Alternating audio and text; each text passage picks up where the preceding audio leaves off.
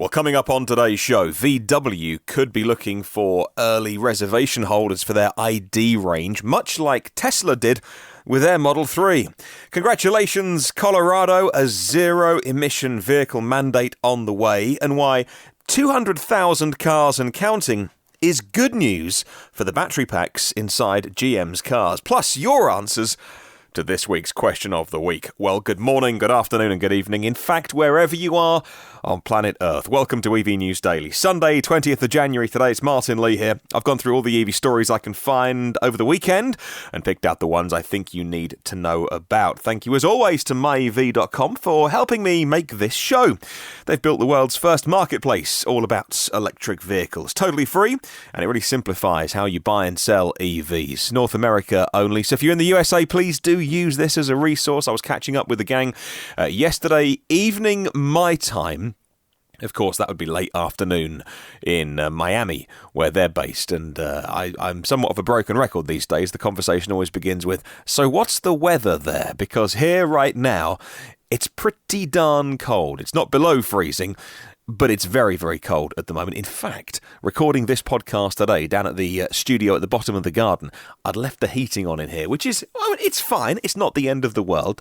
I don't think Mrs. Lee is too keen on me keeping all of our junk warm and my computers and microphones and things. Normally I just flick it on to take the edge off, but I'd left it on since yesterday, so it's nice and toasty in here today. But anyway, getting back to myev.com and the team there, having a good chat to them yesterday, always a pleasure to speak, and they have set us a brand new question of the week for you to answer at the end of this show. Stay tuned in. Well, my weekend watch recommendation. My weekend watch is the Fully Charged channel now. They sent Johnny Smith to the US to check out the new Kia Soul EV. It's a car that, styling-wise, isn't for everybody. It is for me. I think it looks slightly quirky, yes, but great utility, very practical, great value for money as well. And actually, it's a car that I think looks way better in the flesh than it does in pictures. I was never a fan of the Kia Soul when I saw the the first shots of it and when the car was released. And then my neighbour got one. And actually, maybe it's because I've been looking out of my window at it for several months now. I think they're an interesting looking car, but certainly not distasteful to me, but I get that not everybody likes the styling of that. But really, it's about what they're doing under the skin of it. So there's a new Kia Soul EV coming, and I don't know where this is going to be sold to start with, or mostly. There was an article I read recently that called the Kia Soul EV a compliance car. It's certainly not a compliance car, but if you only had a handful of them in the US, then I understand why you would think of it that way. Anyway, this is Johnny at the Motor Show, and his thoughts on why the Kia Soul EV works with the new and very large battery, the 64 kilowatt-hour battery going in it. Some would say that the Soul is a bit of a niche-looking car, but in the States, they sell 100,000 of these every year. In the UK, bear in mind, Kia in total sells just under 100,000 cars. That gives you an idea of how popular this car has become, especially amongst younger people, because it's really affordable. What I like about this is finally the EV Soul is going to have a really healthy range. So that's an EV that's smaller than the Kia e-Niro, which is a bigger SUV, that's going to be cheap because the Kia brand is a budget brand compared to, the luxury German marques, that comes with a stellar warranty and now a 64 kilowatt-hour battery when it's out in 2019. I have to say, yes, please.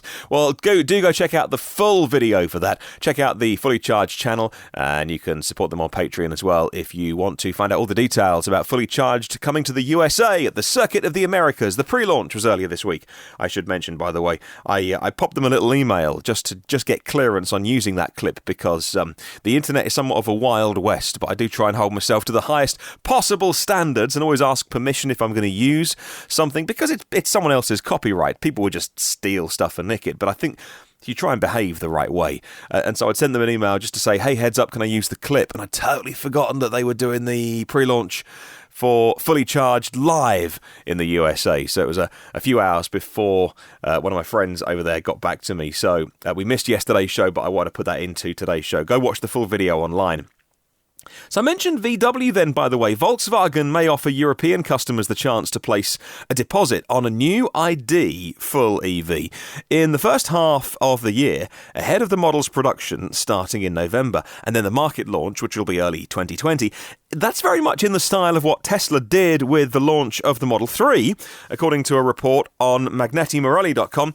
Cars from the initial maybe 5 or 6 months of production could be allocated purely first come, first served, rather than shipping the ID to showrooms, to dealers, to fill up the dealer pipeline, the typical way that cars are sold, really, said the VW brand sales chief Juergen Stackmann. Now, Stackmann denied that the pre-booking plan was any kind of PR gimmick to whip up interest for the ID. He said customers in EV-friendly countries such as Norway and the Netherlands would jump at the chance to reserve their ID early, even if paying deposits for cars is not usual in their countries. Well, the thing is, Juergen, EVs change everything in so many ways. So if you don't want to use your dealer network, if you want to sell direct to consumer, EVs are okay. We don't mind that. If you want us to pay a deposit for an EV that isn't out for another year, you may think that's totally off the cards with one of your other cars. Honestly, for EVs, we don't mind it. You're talking to a community of people that would quite happily put down a deposit for a car that is several months away. Probably something that they wouldn't think about with their normal range. But look, the people that want to buy EVs, you and I, we're not normal. And I mean that in the nicest possible way. But we're not, are we? We're taking a very keen interest in this. We're not just rocking up to a dealer going, I want to buy a car. What you got? What you got? What's on the, what, what can you do me a deal on? I want, £1,000 off that. What have you got on your lot? Whatever colour, I don't mind. I'll shift it for you. We're going in going, right, we want this car in this colour, and we don't mind waiting because we know a little bit more about EVs than the average person, does you and I. I'll put a link in the article, to the article in the show notes.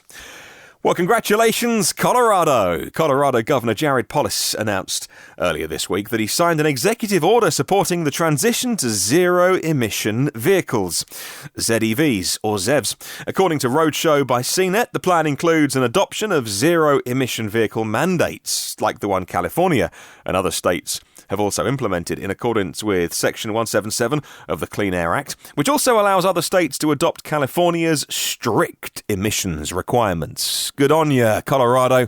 And it's interesting, actually, from the other side of the Atlantic, I forget sometimes how much the US is what's kind of central, federal level and what's state level. And we forget that because we don't have that here in the UK. It's just the country. And it's interesting looking at state-level incentives, state-level laws and all those kind of things. We kind of forget that states like California are bigger than most countries in the world. And so I was talking about my chat with the team at myev.com yesterday. We were talking about some of the future plans they've got for that. Of course, I can't share anything, but they did say, and of course, we'll be focusing on the ZEV states for this. And it was a reminder to me that actually, blimey, you don't focus on the whole of the US. There's certain states that are very friendly to EVs, and that's often where some of the attention goes first.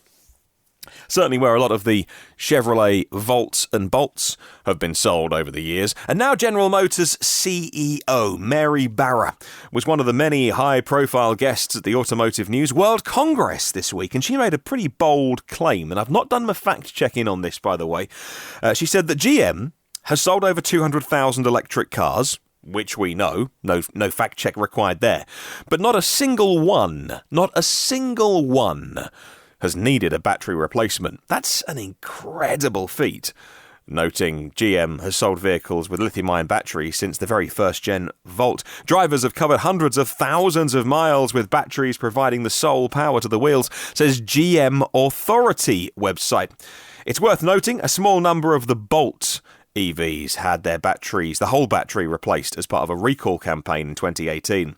So what she's saying isn't technically true, but she was likely referring to the need to replace battery packs just because of good old-fashioned degradation. Sorry, if you're new to the podcast, I try not to use too many buzzwords and catchphrases. So degradation, where just the age of the battery, the way it's been used, which, by the way, again, if you're new to us, rapid charging is fine on an EV. It's a bit like having a McDonald's. It's fine. You can, when you need to stop for a snack and sometimes you fancy a Big Mac.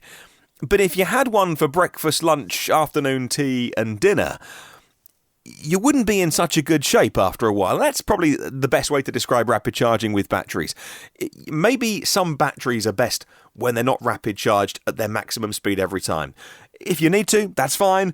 And if you don't need to, maybe slower charge. It's good for batteries. Some say that's a myth or an old wives' tale, and citing bits of research over the years which have shown certain cars done nothing but rapid charge and have got great state of health. Well, the healthy track record should help GM as it moves to introduce more electric cars in the future. Cadillac is going to lead the charge, pardon the pun, with a new SUV based on a dedicated EV platform early next decade. Congratulations, GM, for that stat. Again, I've not gone back and fact-checked it. Someone's going to email me now and go, oh, well, I had a battery pack replaced. And if you did, sorry about that. We'll email Mary Barra and say you weren't quite right. But maybe it's absolutely true and that no battery pack has been replaced under warranty under the degradation clause in that. And I don't know what the warranty is on the Volt and the Bolt batteries. Is it 70, 75% state of health? I don't know, without digging super deep. But maybe if you're listening and you're an expert, you can help me out with some knowledge. Hey, incidentally, talking of the Volt, by the way, what was if you've never caught the movie on, is it Netflix or Amazon? It's not Who Killed the Electric Car. That was about the EV1. Revenge of the Electric Car. If you've never seen Revenge of the Electric Car, it was made late sort of 2008, 2009, I think, probably around that time.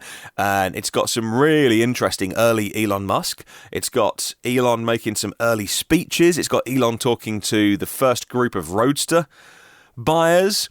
It's got some tough times for Tesla, but it's also got a really interesting narrative weaved through it about the development of the Volt. If you've never seen that, by the way, it's either on one of the streaming services. It's probably even been uploaded as a dodgy thing on YouTube. Just check out Revenge of the Electric Car if you've never seen it. Well, I found on LinkedIn a tale of driving an I-Pace many hundreds of miles from Amsterdam to Austria. And this was the LinkedIn post by Roland Steinmetz from EV Consult. Travelled across Europe in his new I-Pace. He says, I took the I-Pace to Austria, and it was an exciting adventure. In any case, because there was a snowstorm in the south of Germany and Austria at the time, half the route was indeed snowing. Adopt the mindset of a pioneer, he says. Although I've been driving electric for 8 years, a 1,000-kilometre road trip is a brand new model in pioneering. You come across all signs insecurities, he says, before and after, during the trip. Is the efficiency of the I-Pace good enough? What happens with a traffic jam or a detour around a mountain? Is the charger at the expected location? Will the charger even work? And how long will that take? It was an excellent playground for EV lovers like me, says Roland. It may be different for Tesla drivers, though, where chargers, route planning and interoperability is not an issue. His advice is take a co-pilot. Yeah, I would agree with that, by the way, because often when my wife's in the car, I'll say, just bring up the app we have that shows kind of the live usage of chargers. And if both the chargers are in use, and we've got plenty of juice, I won't pull into the services. We'll just go on to the next one. And then if it's free, and I think, well, we could probably do with a 20-minute stop here, we dive in. And that you can't do that if you're driving. You can't pick up your cell phone or even touch it in the UK. Literally not allowed to touch your phone is the law here. Plan your route in detail, he says. Yeah, I would totally agree with that as well. Maybe different if you are heading from supercharger to supercharger, but in any other EV, do plan your route. Takes a little more thinking. Monitor your range and speed is his advice. And that kind of goes without saying for those that have done long EV road trips. Use an app to find the exact location of the charging station is his next piece of advice. And I would agree with that as well. It's been a couple of times I've pulled in and looked at where the pin has been dropped on the app, on the map, and you go, well, there's nothing here. And then you find it around the back of the petrol station or something. Bring along various cards and identification methods, he says. Yeah, across Europe, there's various different networks. You need your RFID cards, you need your charge card, your credit cards, because some of them you just swipe your card, some of them you put your PIN number into, some of them you just tap them and go. Take into account that not all chargers are reliable, he says. And he must have found that on his 1,000-kilometre road trip in his I-Pace. The average consumption was around 270 watt-hours per kilometre. The I-Pace is not the efficiency king, by the way. This is the first EV that Jaguar has made, so we give them a little bit of leeway on that. But still, it's the I-Pace. If there's one area that it could be better at, that is being more efficient. I do wonder, by the way, that is efficiency a thing that can be incrementally improved over the air with updates? Oh, does the I-Pace do over-the-air updates? I see, I forget these things sometimes. Then my mouth opens, and this isn't in my notes, so I don't know. Anyway, even if it's not over-the-air updates, is efficiency something that is more algorithm/software controlled than hardware controlled? I don't know, but maybe it's one of those things that actually the Jag engineers, the software engineers, can fix over time. And he says the way home is smoother. Yeah, any of us that have done a long EV road trip, the way home is always smoother because you've done the hard bit getting there. You just retrace your steps. Okay, moving on to our question of the week this week, and it was a really interesting question, actually. So this week's question of the week was all about whether you think EVs should break the mould, styling-wise, experience-wise, or should they conform to what the general public think a normal car should be. It just happens to have a battery. Hello to Chris. Well, Chris Hopkins says there doesn't and shouldn't need to be one type of car. Having the Teslas and Rivians of the world alongside the Bolts and the Konas of the world means everyone has an option that suits them. We want everyone to go EV, not those on the bleeding edge of technology, and not people shaking their canes at the kids with their newfangled toys. A little bit of everything, he says. Neil E. Roberts and the gang at Sussex EVs were having a catch-up today, by the way, actually, a bit of a meeting today on Sunday. There's already been a significant change in car design with Tesla removing the grille entirely from the Model 3. No drive tunnel, a flat floor. All things we've come to expect from cars might no longer need to be necessary anymore. Do we need mechanical wipers? Can something else be more efficient? Most of the concept cars that we've seen for decades never made it into production because of impracticalities. With EV design, many new interesting solutions can be found. Let's start making more cars, which are fun to look at, as well as driving. Thank you, Neil. Hi to Kyle Hodgson on the subject of how much they should conform/change. He says, Kyle says you should make big evolutionary changes that are incremental to current car culture to make electric cars desirable to new consumers and be relatable. A bit of a mouthful, but he explains it. When the iPod came out, everyone predicted it would fail because actually the specs weren't as good. That missed the point, he says. The iPod was a better design on an existing concept, although it did move things on. Then the iPhone came out. It built on the success of the iPod. Many people looked at the iPhone and thought, it's an iPod with a phone in it, and it's way more expensive. But it was a big success. Part of what worked for the iPhone was that the consumer public, he says, was brought along one step at a time, and they integrated the phone into people's lives.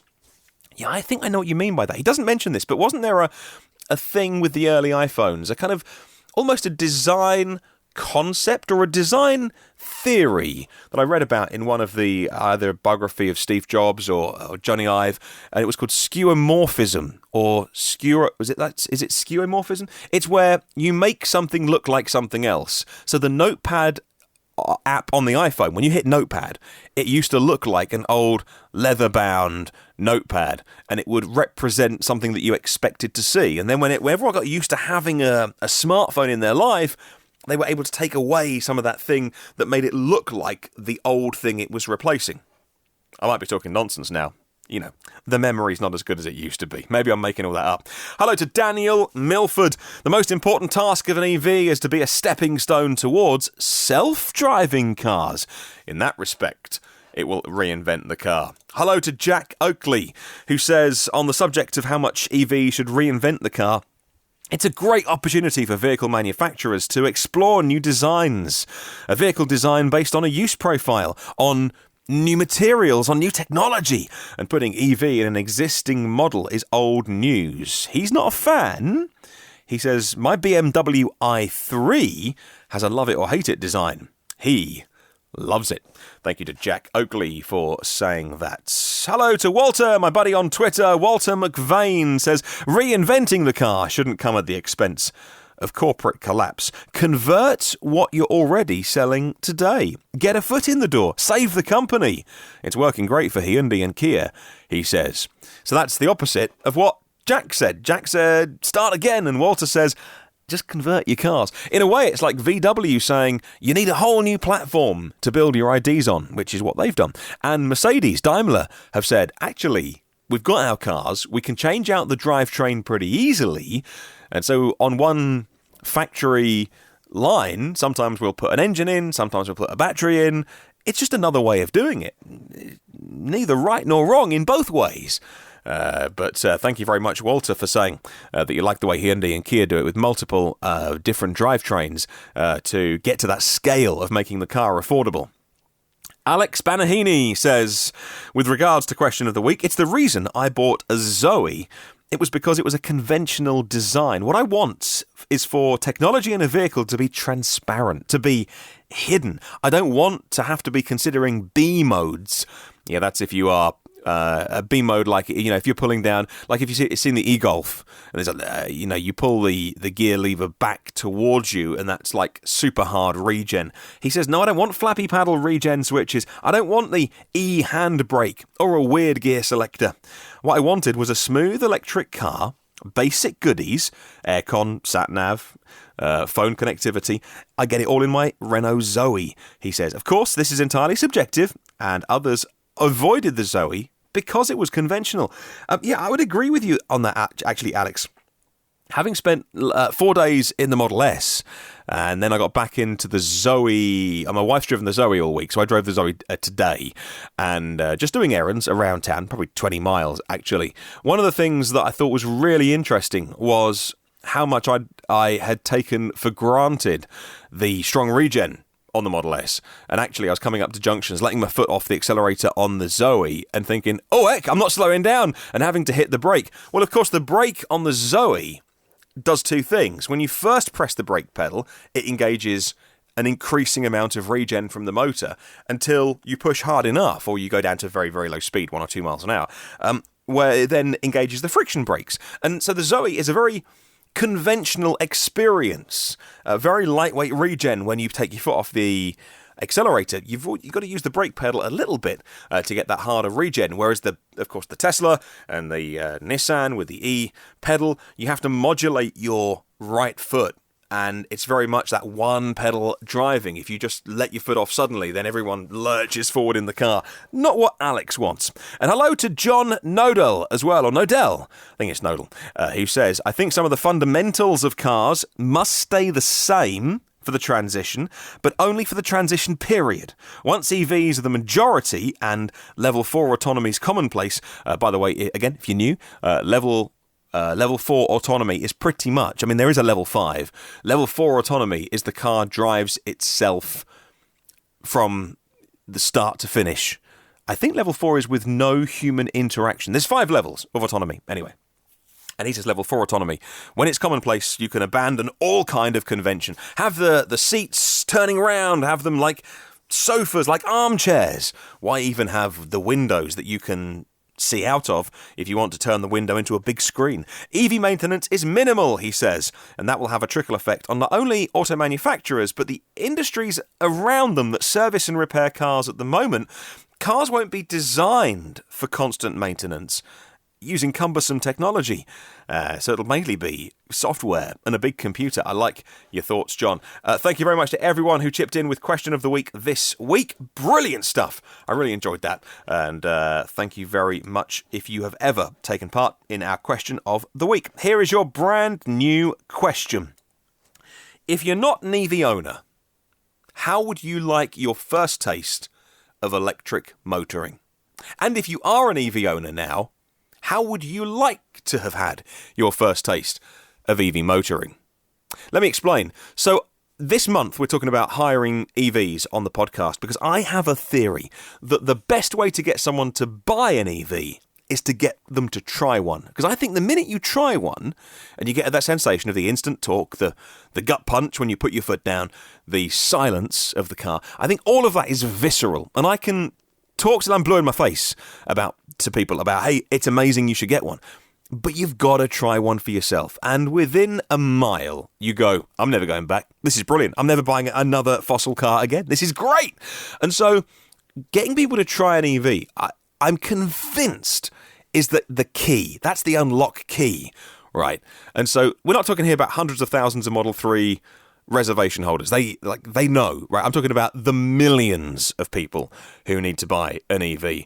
And they are not the people who necessarily are going to think about trying one. So how, if you aren't an EV owner yet, how would you like your first taste to be? Would it be a test drive at a dealer? Would it be some sort of experience centre, maybe somewhere near you where there's 3 or 4 or more EVs, either in a parking lot, on a circuit, on a closed area where you can try one out for 10 minutes? Would you like to be able to take one home for a day or a week or a month? Would you like to use a hire company like I'm talking about this month? Would you like to use, like one of our partners in Chicago, electricmotoring.net, and Paul and his Model 3s and S and X? Would you like to hire a car? Or would you like someone maybe to bring an EV to your house? And if you do own an EV at the moment, think back to before you'd ever driven one, and with all the knowledge you've got, how do you wish your first taste would have been? I'm really curious to know this month on the podcast, how do we get more people tasting that EV experience? How would you like to do it, and how do you wish you had have done it if you could have changed anything going back? Let me know. My personal email is this: hello@evnewsdaily.com. That's hello@evnewsdaily.com. You can use the comment section of YouTube, Facebook, and myev.com as well. Thank you very much to 176 patrons of the podcast. You do keep me going. You keep the show going. You get it online, and you cover the bills. Thank you very much. These days, more than cover the bills, so we actually use the money for growing the podcast as well, doing more interviews, going more places. And actually a little bit of advertising recently for the first couple of months, and it's really paying off. I can see the stats going up. If you want to check it out and you can support the show in any way, maybe like a super posh coffee once a month, like $10 a month, it's Patreon, patreon.com/evnewsdaily. That's patreon.com/evnewsdaily. There are 362 episodes online for free. Just point your weapon of choice, your favourite podcast app at the podcast. Just search EV News Daily. We're everywhere, by the way, and on all the usual platforms. And on YouTube, the audio goes on there too. You can hit the subscribe button to get the podcast first and free and automatically, and catch up on the socials by searching EV News Daily. Have a wonderful day. I'll catch you tomorrow.